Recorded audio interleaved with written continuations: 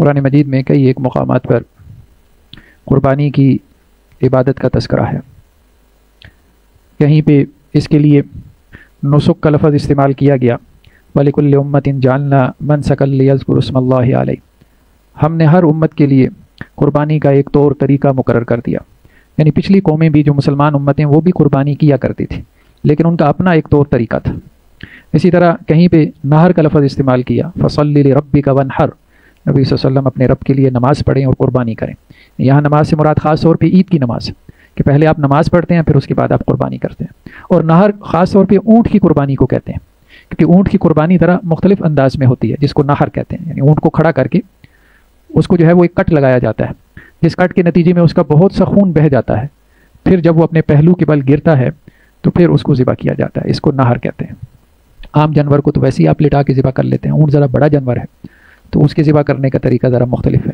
اسی طرح قرآن مجید میں قربانی کا لفظ بھی استعمال ہوا. جب حابیل اور قابیل آدم علیہ السلام کے دو بیٹے، جب ان میں اختلاف ہوا تو انہیں کہا گیا کہ اپنے اس اختلاف کو حل کرنے کے لیے اللہ کی جناب میں قربانی پیش کرو. جس کی قربانی اللہ کے ہاں قبول ہو گئی تو وہ حق پر ہوگا. اور اس زمانے میں قربانی کیسے قبول ہوتی تھی کہ اللہ کی جناب میں قربانی پیش کرتے تھے تو آسمان سے ایک آگ آتی تھی اور اس قربانی کو کھا جاتی تھی. تو اس قربا قربانا فتقبل من احدهما ولم يتقبل من الاخر. جب ان دونوں نے اپنی قربانی پیش کی تو ایک سے قبول ہو گئی اور دوسری کی قربانی قبول نہ ہوئی. اور قرآن نے کیا کہا جس کی قبول ہو گئی تھی؟ انما يتقبل الله من المتقین. اللہ تعالیٰ متقی لوگوں کی قربانی قبول کرتا ہے جو اللہ سے ڈرنے والے ہیں. اس لیے اللہ عز و جل نے جب قربانی کا تذکرہ سورہ حج میں ایک اور مقام پہ کیا تو وہاں یہی بات کی، لن ینال اللہ لحومها ولا دماؤها ولکن ینالہ التقوی منکم. دیکھو جب تم اللہ کے راستے میں قربانی کرتے ہو تو اللہ کو تو جانور کا نہ گوشت پہنچتا ہے نہ خون پہنچتا ہے. اللہ کو تو یہ گوشت ہم نہیں نہ پہنچا سکتے، اللہ کو تو گوشت کی ضرورت نہیں ہے. اللہ کو کیا چیز پہنچتی ہے؟ وہ تقوی، وہ ڈر، وہ خوف، وہ خشیت جو آپ کے دل میں ہوتی ہے. وہ قربانی کا جانور ذبح کرتے ہوئے اللہ کے ساتھ جو آپ کا تعلق ہوتا ہے، جو آپ کی نیت ہے، جو آپ کا اخلاص ہے، وہ اللہ عز و جل کو پہنچتا ہے. تو اپنی نیتوں کو خالص رکھو. تو قربانی کا لفظ جو ہے وہ قرآن نے اس کو بھی استعمال کیا. اور یہ قرب سے ہے، قرب سے. قرب تقرب کا لفظ ہم اردو میں بھی استعمال کرتے ہیں کہ میں فلاں کے قریب ہونا چاہتا ہوں، مجھے فلاں کا قرب چاہیے. تقرب اللہ، اللہ کے قریب ہو جانا. تو قربانی اس کو اس لیے کہتے ہیں کہ قربانی آپ کو اللہ کے قریب کر دیتی ہے، اللہ کے قریب کر دیتی ہے. تو نبی کریم صلی اللہ علیہ وسلم نے فرمایا نا کہ یوم النحر یعنی عید الاضحیٰ کے دن، قربانی والے دن سب سے بڑا عمل قربانی کا عمل ہے جو انسان کو اللہ کے قریب کرتے ہیں. تو اس لیے اس کو قربانی کہتے ہیں. تو ایک بات تو یہ ہے کہ قربانی جو ہے وہ اللہ سبحانہ و تعالیٰ نے ہر امت کے اندر اس کو مشروع رکھا. بنی اسرائیل میں بھی تھی، یہود میں بھی تھی، اس کے علاوہ اگلی پچھلی امتوں میں تھی. حضرت ابراہیم علیہ السلام سے اس کا تصور چلا آ رہا ہے. اللہ نے ان سے قربانی مانگی تھی، بیٹے کی قربانی، لیکن اس سے پہلے نہیں ہوتی تھی قربانی. اس پہ بھی ہم انشاءاللہ سے نیکسٹ جمعے میں گفتگو کریں گے کہ اللہ نے یہ قربانی کیوں مانگی، بیٹے کی قربانی.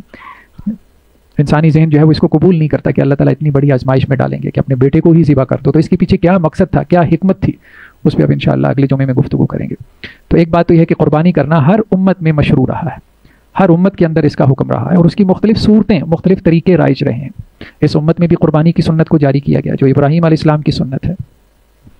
تو قربانی کے حوالے سے ہم کوشش کریں گے آج چند مسائل کو ڈسکس کریں، خاص طور پہ لوگ جن مسائل کے حوالے سے پریشان رہتے ہیں یا کنفیوژن کا شکار رہتے ہیں. سب سے پہلا مسئلہ تو یہ ہے کہ قربانی کی شرعی حیثیت کیا ہے. کیا قربانی فرض ہے، کیا قربانی واجب ہے، یا کیا قربانی سنت ہے. تو دیکھیں یہ علماء میں ایک اختلافی مسئلہ ہے.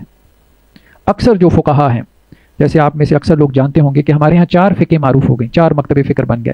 ایک امام مالک، ایک امام شافعی، ایک امام احمد بن حنبل اور ایک امام ابو حنیفہ.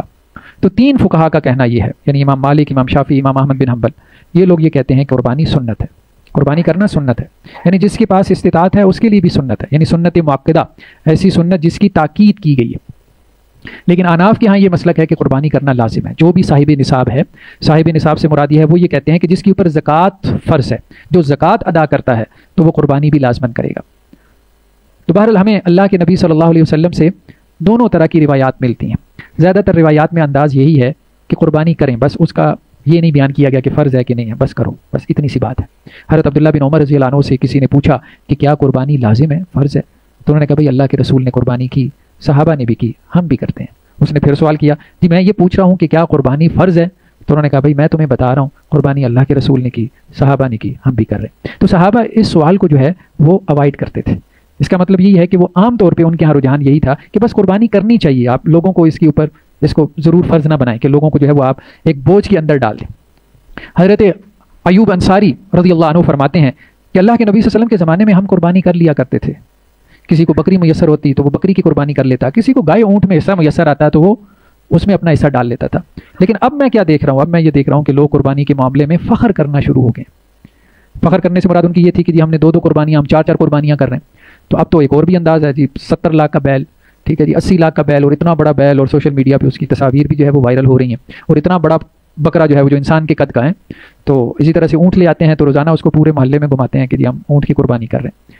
تو یہ فخر, یہ جو مباحات ہے, اس کو صحابہ نے پسند نہیں کیا. وہ یہی کہتے تھے بھائی جو کرنا چاہتا ہے بس آرام سے کرو, بس ٹھیک ہے, کافی ہے, شور شرابہ کرنے کی ضرورت نہیں ہے, لوگوں کو دکھلانے کی ضرورت نہیں ہے, لوگوں کو یہ بتلانے کی ضرورت نہیں ہے کہ ہم اتنی قربانیاں کر رہے ہیں. ٹھیک ہے, وہ تو اللہ کے نبی صلی اللہ علیہ وسلم کا معاملہ تھا کہ اللہ کے رسول صلی اللہ علیہ وسلم جب قربانی کرتے تھے تو صحابہ اس کو نوٹ کر کے آگے نقل کر دیتے تھے, اس لیے کہ آپ علیہ السلام سے تو دین جاری ہونا تھا.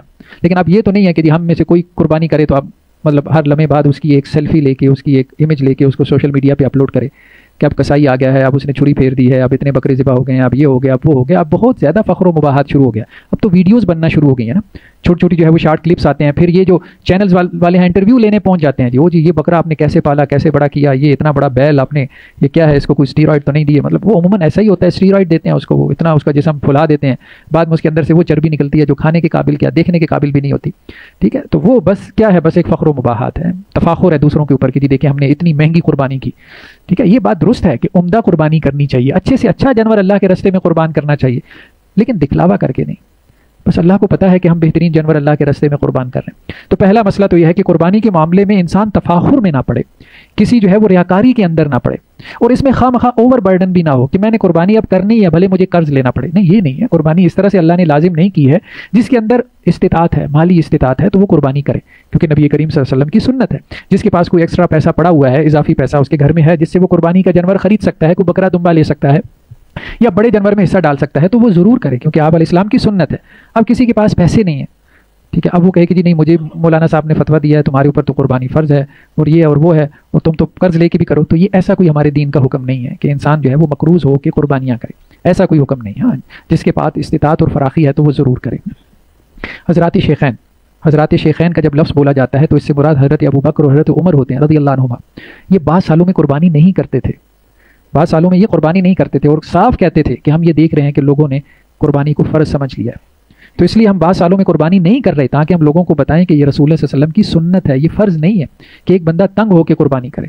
ٹھیک ہے, تو یہ بات سمجھنے کی ضرورت ہے کہ تنگ ہو کے قربانی کرنا یہ کوئی نیکی نہیں ہے کہ مقروض ہو کے آپ قربانی کریں. ہاں, آپ کے پاس اضافی پیسے پڑے ہیں تو آپ ضرور قربانی کریں, کہ اس سے بڑا کوئی نیکی کا عمل نہیں ہے اس دن میں, یعنی یوم النحر میں, عید الاضحیٰ کے دن, بڑی عید والے دن, اس سے بڑا کوئی نیکی کا عمل نہیں ہے قربانی کے عمل سے. تو ظاہری بات ہے نیکی جو بھی ہو انسان کو وہ کرنی چاہیے. اگر چند پیسوں میں, چند ہزار روپوں میں مجھے اتنی بڑی نیکی مل جاتی ہے جس سے مجھے اللہ کا تقرب حاصل ہو, تو مجھے وہ روپے ضرور خرچ کرنے چاہیے اللہ کے راستے میں. دوسرا مسئلہ کہ کیا گھر میں ایک سے زیادہ لوگوں کو قربانی کرنی چاہیے یا ایک ہی بندے کی طرف سے قربانی جائز ہو جاتی ہے, سب کو کفایت کر جاتی ہے. تو صحابہ کرام سے ہمیں یہی ملتا ہے, اور وہ اسی بات کی تلقین کرتے تھے کہ گھر میں اگر ایک بڑا سرپرست, ایک ولی جو بھی ہے, والد ہے, کوئی بھی ہے, اگر وہ قربانی کر دے تو سب گھر والوں کی طرف سے وہ کفایت کر جاتی ہے.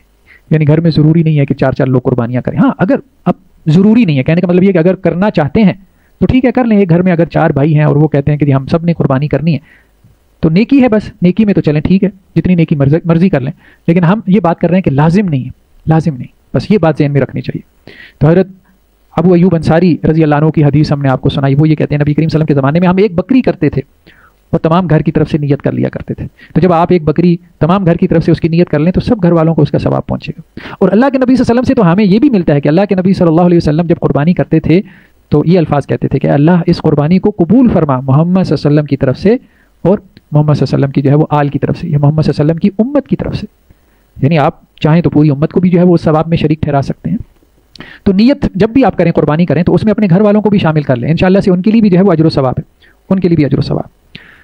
تیسرا مسئلہ یہ کہ قربانی کتنے دنوں تک جائز ہے, یہ ایک اختلافی مسئلہ ہے. عام طور پہ علماء یہ کہتے ہیں کہ 3 دن تک قربانی ہے, یعنی عید کے 3 دن, ٹھیک ہے, 10 ذی الحجہ, 11 اور 12. لیکن بعض علماء کا کہنا یہ ہے کہ 14 کو بھی آپ قربانی کر سکتے ہیں, کیونکہ 14 کو بھی حاجی مینا میں ٹھہرتے ہیں. قرآن نے یہ بات کہی ہے نا کہ مینا میں 2 دن ٹھہریں یا مینا میں 3 دن ٹھہریں. تو بعض حاجی 12 ذی الحجہ کو واپس آ جاتے ہیں اور بعض 13 ذی الحجہ کو واپس آتے ہیں. اور بعض صحابہ سے بھی ملتا ہے, بعض آثار سے بھی ملتا ہے کہ چوتھے دن بھی قربانی کی جا سکتی ہے. لیکن یہ اختلافی مسئلہ ہے. مطلب اس کے لیے ہو سکتا ہے کہ جو آپ کہیں کہ جی پہلے 3 دنوں میں کسی وجہ سے نہیں کر سکا, لیکن عموماً لوگ پہلے 3 دن میں ہی کر لیتے ہیں. اگر کسی کا کوئی کسائی اویلیبل نہ ہوا ٹھیک ہے، تو اس نے چوتھے دن میں کر لی تو چلیں اس کے لیے کوئی گنجائش نکل سکتی ہے۔ اور پھر ایک اور بات، لوگوں کے اندر یہ عموماً یہ چیز ہے کہ شاید قربانی دن میں جائز ہے، نہیں، ایام تشریق، یوم کہتے ہیں 24 گھنٹے کو، تو اگر 3 دن ہیں تو دن رات کسی بھی وقت میں آپ قربانی کر سکتے ہیں، یعنی رات میں بھی قربانی کی جا سکتی ہے، رات میں قربانی کوئی مکروہ نہیں ہے۔ مطلب اس زمانے میں تو چلیں لائٹس وغیرہ نہیں ہوتی تھی نا، تو عموماً رات کو قربانی سے لوگ اجتناب کرتے تھے، لائٹ نہیں تھی، چھوٹا سا دیا چلایا، اب تو مطلب رات میں جو ہے وہ دن کی جیسی روشنی ہوتی ہے، فلڈ لائٹس ہیں، لائٹس بھی کیا ہیں، فلڈ لائٹس ہیں، ٹھیک ہے، تو ایسے میں آپ رات میں جو ہے وہ قربانی کر سکتے ہیں، کوئی حرج کی بات نہیں ہے۔ عموماً لوگوں کو دن میں کسائی میسر نہیں آتا، رات میں قربانی کا رواج نہیں ہے، ٹرینڈ نہیں ہے، لوگ سمجھتے ہیں شاید رات میں قربانی نہیں ہو سکتی، تو اس لیے رات کو کسائی بھی فارغ ہوتا ہے، آپ کو سستے میں میسر آ جائے گا، تو کوئی حرج کی بات نہیں ہے، اس میں کسی نے بھی جو ہے وہ کوئی ممانعت کا قول نہیں کیا، یہ نہیں کہا کہ رات کو قربانی کی تو اس کی جو ہے وہ قربانی نہیں ہوگی۔ اور ایک اور چیز جس کی طرف نبی کریم صلی اللہ علیہ وسلم نے توجہ دلائی وہ یہ ہے کہ قربانی عید کی نماز کے بعد ہے، عید کی نماز سے پہلے کوئی قربانی نہیں۔ اگر کسی شخص نے عید کی نماز پڑھنے سے پہلے اپنا جانور ذبح کر دیا تو اس کی قربانی نہیں ہوئی۔ ایک عام جانور ہے، ٹھیک ہے، جانور تو آپ جب بھی ذبح کر دیں وہ تو حلال ہی ہے، تو بس ٹھیک ہے کھا پی لو، ایک عام جانور آپ نے ذبح کر لیا اپنے لیے، ٹھیک ہے، تو اس کو آپ کھا پی سکتے ہو، لیکن قربانی نہیں ہے، اس پہ قربانی کا ثواب نہیں، تو قربانی جو ہے وہ عید کی نماز کے بعد ہی، عید کی نماز پڑھیں اور اس کا خطبہ سنیں، وہاں کی جماعت میں دعا میں شامل ہوں، پھر اس کے بعد واپس آ کے جو ہے وہ قربانی میں شامل ہو جائیں۔ اور اللہ کے نبی صلی اللہ علیہ وسلم کا معمول یہی ہوتا تھا کہ عید الفطر میں، یعنی چھوٹی عید میں آپ کچھ کھا پی کے عید کی نماز پڑھنے کے لیے جاتے تھے، کیونکہ رمضان ختم ہوا ہے نا، تو آپ کچھ کھا پی کے جانا ہے، بتانا ہے کہ جی رمضان ختم ہو گیا، افطار شروع ہو گیا۔ اور عید الاضحیٰ میں اللہ کے نبی صلی اللہ علیہ وسلم کچھ کھائے پیے بغیر جاتے تھے، یعنی صبح سے آپ کچھ کھاتے پیتے نہیں تھے، جب واپس آتے تھے تو قربانی کے گوشت سے آپ جو ہے وہ کھانا کھاتے تھے، یا آپ کہہ لیں ناشتہ کرتے تھے۔ تو جس کی کوئی قربانی کا گوشت جلدی تیار ہو جائے 10-11 بجے، تو وہ مطلب اس سنت کو پورا کر سکتا ہے کہ صبح جب عید کی نماز کے لیے نکلے تو خالی پیٹ نکلے اور واپس آ کے قربانی کے گوشت سے جو ہے وہ اپنا ناشتہ وغیرہ کرے۔ لیکن اگر کسی کا جو ہے وہ اب عصر تک قربانی کا جانور جو ہے وہ لیٹ ہو جائے تو اب ظاہری بات ہے کہ وہ پھر اتنا لیٹ نہ کرے، کیونکہ یہ بھی ایک سنت ہے، کوئی لازم تو نہیں۔ اچھا، ایک اور مسئلہ جو ہمارے ہاں اختلافی ہے اور کافی لوگ اس کے بارے میں پوچھتے رہتے ہیں، بھینس کی قربانی کے حوالے سے۔ اب یہ بھی علماء میں ایک اختلافی مسئلہ ہے، اہل حدیث علماء میں بعض اس کی اجازت دیتے ہیں، جیسے حافظ محمد گوندلوی صاحب تھے، بعض اس کی اجازت نہیں دیتے، جیسے کہ حافظ عبد المنان نور پوری صاحب تھے، اختلافی مسئلہ ہے۔ تو جو لوگ اس کی اجازت دیتے ہیں وہ یہ کہتے ہیں کہ جی بھینس جو ہے یہ اصل میں گائے کی ایک قسم ہے، اس بنیاد پہ وہ کہتے ہیں جی بھینس کی قربانی جائز ہے۔ اور جو یہ کہتے ہیں کہ بھینس کی قربانی جائز نہیں ہے، وہ کہتے ہیں کہ بس انہی چیزوں کی قربانی جائز ہے جن کا ذکر قرآن میں ہے۔ تو زیادہ بہتر بات یہی ہے، محتاط بات یہی ہے کہ جن جانوروں کا ذکر قرآن میں آ گیا بس انہی کی قربانی کی جائے۔ مطلب وہ 8 جانور ہیں، اونٹ ہے، اونٹنی ہے، گائے ہے، بیل ہے، دمبا بھیڑ ہے، بکری ہے، بکرا ہے۔ اب اگر کسی کو میسر، کیونکہ عرب میں بھینس نہیں تھی، سعودی عرب میں بھینس نہیں تھی، تو اس لیے وہاں تو یہ مسئلہ ہی پیش نہیں آیا نا، وہاں یہی جانور تھے 8، تو قرآن نے ان 8 جانوروں کا تذکرہ کیا، ان کو بہیمۃ الانعام کہا گیا، اور انہی کی ہی اللہ کے نبی صلی اللہ علیہ وسلم نے قربانی کی، صحابہ نے کی، اور یہی چلتا رہا۔ اب بعد میں جب اسلام وسیع ہو گیا، ایسے ممالک تک اسلام پہنچ گیا جہاں پہ یہ بھینس وغیرہ بھی پائی جاتی تھی، تو وہاں پھر یہ سوال پیدا ہوا کہ بھینس کی قربانی جائز ہے کہ نہیں۔ تو بہرحال یہ بات کا مسئلہ ہے، پہلے ادوار میں یہ مسئلہ تھا ہی نہیں۔ تو محتاط اس میں انداز یہی ہے کہ جن جانوروں کا ذکر قرآن میں ہے یا جن کی قربانی اللہ کے نبی صلی اللہ علیہ وسلم سے ثابت ہے یا صحابہ سے ثابت ہے، بندہ اسی تک محدود رہے۔ ہاں اگر کسی علاقے میں اگر آپ کو گائے بیل میسر نہیں ہو رہا، کوئی بھیڑ بکری دمبا وغیرہ میسر نہیں ہو رہا، تو پھر وہ ایک مسئلہ ہو سکتا ہے مشکل کا کہ جس میں انسان سوچے، ٹھیک ہے۔ اسی طرح سے ایک اور مسئلہ یہ ہے کہ گائے میں تو 7 حصے جائز ہیں، اونٹ میں 7 حصے، اور بعض روایتوں میں یہ ہے کہ اونٹ میں 10 حصے بھی جائز ہیں، 10 حصے بھی جائز ہیں۔ تو کیا بکری میں بھی حصے جائز ہیں؟ اس میں ہمیں ایک روایت ملتی ہے مسند احمد کی کہ ایک صحابی جو ہے وہ یہ کہتے ہیں کہ جی میرے پاس اکیلے استطاعت نہیں تھی کہ میں ایک بکری خرید پاتا، ٹھیک ہے، تو میں نے ایسا کیا کہ اپنے اور دوستوں سے کہا کہ ہم مل کے ایک بکری خرید لیتے ہیں۔ تو ہم 7 دوستوں نے مل کے ایک بکری خریدی، اور اس کے بعد ہم نے وہ اللہ کے راستے میں جو ہے وہ قربان کی۔ تو اللہ کے نبی صلی اللہ علیہ وسلم کو اس بات کا علم ہوا تو آپ علیہ السلام نے مطلب اس پہ خاموشی اختیار کی۔ مطلب اس کا بھی جواز ہے کہ اگر گھر کے اندر 2-4 افراد مل کے ایک بکری کو، مطلب اس میں حصے تو نہیں ہوں گے، ہم یہ بات نہیں کر رہے، 2-4 افراد مل کے ایک بکری خرید لیں اور اس کو اللہ کے راستے میں قربان کر دیں، تو وہ صحابی یہ کہتے ہیں کہ ہم نے بھی یہی کام کیا۔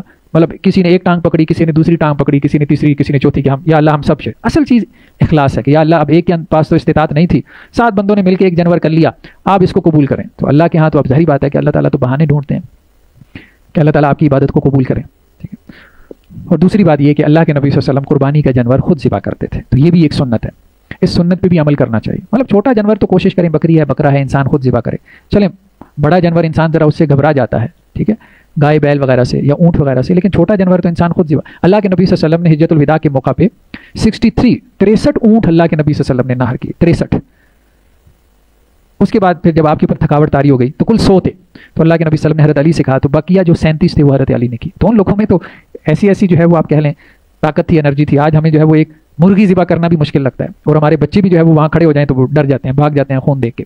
تو کہنے کا مقصد یہ ہے کہ بچوں کا بھی وہاں پہ حاضر ہونا، ٹھیک ہے، اور خود سے انسان کا بھی وہاں پہ حاضر ہونا یہ بہت ضروری ہے، تربیت کے لیے بہت ضروری ہے. اب تو ایک عجیب رواج پہ چل پڑا ہے، مطلب بہت ساری ایسی کمپنیز ہیں وہ یہ آپ کو کہنا شروع ہو گئی جی آپ کا حصہ جو ہے وہ بنا بنایا آپ کے گھر پہنچ جائے گا. ٹھیک ہے، وہ حصہ تو آپ وہ جو گوشت ہے وہ تو آپ مارکیٹ سے بھی خرید سکتے ہیں، بنا بنایا صاف ستھرا کسی بھی جو ہے وہ شاپنگ مال سے آپ کو مل جائے گا، وہ تو آپ سال بھر میں خریدتے رہتے ہیں. قربانی کا مقصد یہ نہیں ہے کہ وہ گوشت ہمارے فریزر میں آ جائے اور ہم اس کو مہینہ 2 مہینہ استعمال کر لیں. تو اس لیے قربانی کے جانور کو خرید کے گھر میں لا کے رکھنا، ایک آدھ ہفتہ بچے اس کے ساتھ مانوس ہوں، بچے اس کے ساتھ کھیلیں، پھر اس جانور کو ذبح کرنا اور بچے اس کو دیکھیں، آپ اس کو دیکھیں، یہ سارا وہ عمل ہے جو آپ کے اندر اللہ کا تقرب پیدا کرتا ہے. کہ انسان سوچتا ہے کہ یا اللہ اس جانور کا خون بہا دیا تو کبھی ہمارے خون کی ضرورت پڑی آپ کے دین کے لیے تو وہ بھی حاضر ہے.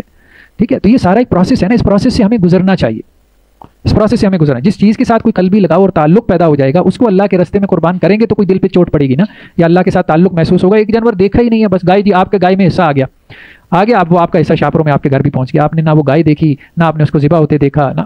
تو اب یہ ہمارے یہاں بہت کچھ چیزیں آٹو پہ چلی گئی ہیں. تو یہ ایک عبادت ہے، تو اس کو ہمیں آٹومیٹک سے نکال کے تھوڑا سا مینول پہ لے کے آنا چاہیے، تو تاکہ وہ عبادت والا جو فیلنگ ہے وہ ہمیں اس میں جو ہے وہ محسوس ہو. پھر ایک اور مسئلہ کہ قربانی میں جانور دوندا ہونا چاہیے، اس سے کیا مراد ہے؟ لیکن دوندے سے مراد یہ ہے عام طور پہ اب جیسے چھوٹا جانور ہے، بکرا بکری ہے، تو اس میں دوندے سے مراد یہ ہے کہ 1 سال کا ہو، یا سامنے کے اس کے 2 دانت ہوتے ہیں وہ گر جاتے ہیں، اس کی جگہ 2 نئے دانت آ جاتے ہیں، اس کو دوندا کہہ دیتے ہیں.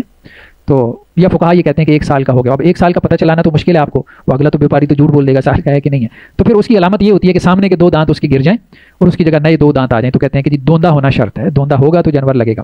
لیکن بھیڑ کے اندر کہا گیا کہ 6 ماہ کا بھی ہو بھیڑ یا دمبا تو وہ چل جائے گا، لیکن بکرا اور بکری وغیرہ میں دوندا ہونا جو ہے وہ یہ شرط ہے. قربانی کے جانور کی تقسیم اس میں عام طور پہ قرآن کا تو انداز یہی ہے جو آیت پڑھی گئی کہ خود بھی کھاؤ، غریب اور مسکین کو بھی کھلاؤ. ہاں علماء نے یہ تقسیم کی ہے کہ 3 حصے کر لیں، لیکن وہ 3 حصے کرنا ضروری نہیں ہے، آپ اس کو آگے پیچھے بھی کر سکتے ہیں. 3 حصوں میں یہ کہ ایک اپنے لیے رکھ لیں، ایک غربا مساکین میں تقسیم کر دیں، ایک رشتہ داروں کے لیے رکھ لیں. قربانی کی کھال کسائی کو اجرت پہ دے سکتے ہیں؟ نہیں، کسائی کو اجرت پہ نہیں دے سکتے، ویسے آپ صدقہ خیرات کرتے ہیں. میت کی طرف سے قربانی جائز ہے؟ ہاں جائز ہے. حضرت علی رضی اللہ عنہ نبی کریم صلی اللہ علیہ وسلم کی دنیا سے جانے کے بعد آپ علیہ السلام کی طرف سے قربانی کیا کرتے تھے. ٹھیک ہے، تو اس لیے آپ کے جو آباء و اجداد گزر چکے ہیں اپنے والد کی طرف سے آپ قربانی کریں، اپنی والدہ کی طرف سے کریں، تو یہ نفلی صدقہ ہے، انشاءاللہ سے ان کو ثواب پہنچے گا. ٹھیک ہے، آج کل ایک اور چیز، بس آخری چیز جس کی طرف جو ہے نا ہمارے یہاں کچھ لوگ سوشل میڈیا کے اوپر خاص طور پہ جو لبرل طبقہ ہے وہ یہ باتیں بہت کرتا ہے جی وہ اتنا خون بہاتے ہیں مسلمان قربانی والے دن، یہ خون بہانا کوئی اچھی بات تو نہیں ہے اتنے جانور. تو بات یہ ہے کہ یہ جو بھی آپ میکڈونلڈ کے برگر کھاتے ہو KFC کے، تو یہ خون بہائے بغیر تو نہیں نہ آتے، مطلب مرغی ذبح ہوتی ہے، خون بہتا ہے، پھر اس کے بعد آپ کو برگر کھانے کو ملتا ہے. تو جو بھی آپ چکن وغیرہ بازار سے خرید رہے ہو تو خون بہنے کے بعد ہی آپ کے پاس آ رہا ہے. پھر یہ کہ جی نہیں آپ ایسا کریں، قربانی اتنی کرنے کی کیا ضرورت ہے؟ آپ کسی غریب کو واٹر کولر کیوں نہیں لگوا دیتے؟ آپ یہ کیوں نہیں کر دیتے؟ کسی غریب لڑکی کو جہیز کیوں نہیں بنوا دیتے؟ آپ یہ کیوں نہیں کر دیتے؟ اب انہیں کو بندہ کہے کہ بھائی آپ کو یہ واٹر کولر جو ہے وہ صرف قربانی کے دنوں میں یاد آتا ہے. بھائی یہ ایک عبادت ہے، ٹھیک ہے، واٹر کولر بھی لگوانا چاہیے، ٹھیک ہے، صدقہ خیرات وہ بھی کرنا چاہیے، پانی کا صدقہ کرنا وہ بھی نیکی ہے. تو ان لبرل لوگوں سے، ان سیکولر لوگوں سے اگر یہ کہا جائے کہ یہ جو تم نے 16 Pro Max آئی فون خرید لیا ہے تو اس کی جگہ اگر ایک کے بجائے کتنے 5-7 واٹر کولر آ جائیں گے، اگر وہ لگوا لیا جائے تو کیا یہ اچھی بات نہیں ہے؟ تو اس کے منہ کے تاثرات دیکھنے والے ہوں گے. یعنی ہر لگژری آئٹم جو ہے آپ کو اس کے ہاتھ سے لے کے اس کی گاڑی، اس کے گھر، اس کا پہننا اوڑھنا، ہر لگژری آئٹم آپ کو نظر آئے گا، وہاں اس کو واٹر کولر یاد نہیں آتا. لیکن جب کوئی عبادت کی بات آتی ہے تو اس کو جو ہے وہ غریب مسکین یاد آ جاتے ہیں کہ جی آپ یہ چھوڑیں قربانی کرنے کی، کیا خون بہانا کوئی اچھی بات نہیں ہے، اب آپ جو ہے نا واٹر کولر لگوائیں. بہرحال یہ ہے کہ یہ اللہ کہ نبی صلی اللہ علیہ وسلم کی سنت ہے، اللہ تعالیٰ کا حکم ہے، بس یہ ہے کہ ہمیں قربانی کرنی چاہیے، اور اس میں غریب کا فائدہ ہے.